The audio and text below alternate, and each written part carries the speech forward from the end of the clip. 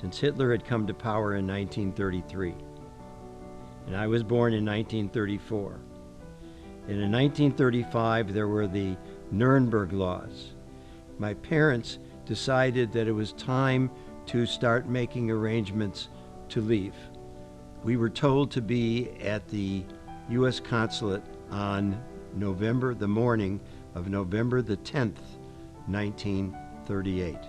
We arrive in Berlin, where the consulate is, and we got to the hotel, and we looked out of the hotel room window just to see what was going on, and lo and behold, there was flames in the building across the street from our hotel. The building was a synagogue. The night was called the Night of the Broken Glass. The broken glass of all of those stores that had been, where the windows had been smashed and littered the streets, and it glistened, and that's why they called it Kristallnacht.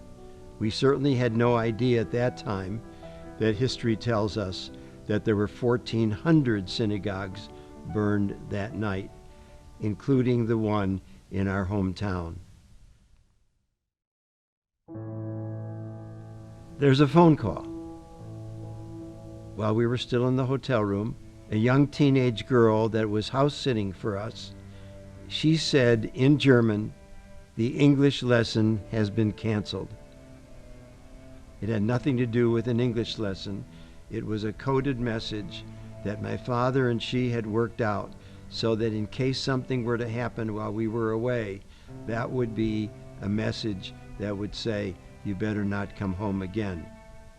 What had actually happened was that the Gestapo came for my father that night, as they did for 30,000 Jewish men between the ages of 16 and 60 that were arrested that night just because they were Jewish.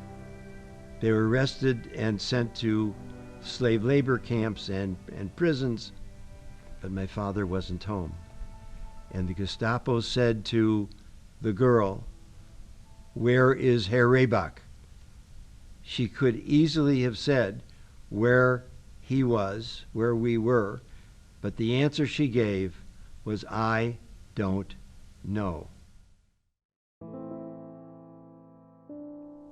We took a train, and it was destined for the German-Dutch border. And we were told to wait for the next train.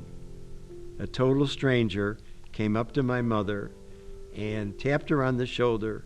He said, "Don't ask any questions, but instead of doing what those people told you to do about waiting for the next train, I'm going to be moving in a certain direction. Take your little boy by the hand and follow me." There was a Dutch local train on the Dutch side of the border. Holland was a free country until 1940.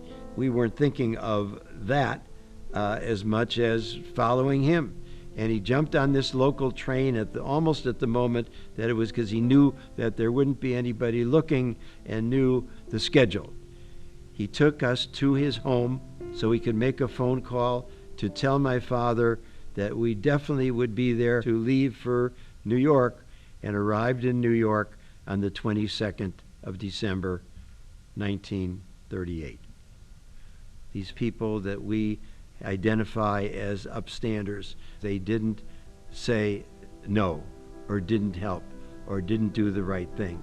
Do the right thing only because it is the right thing to do.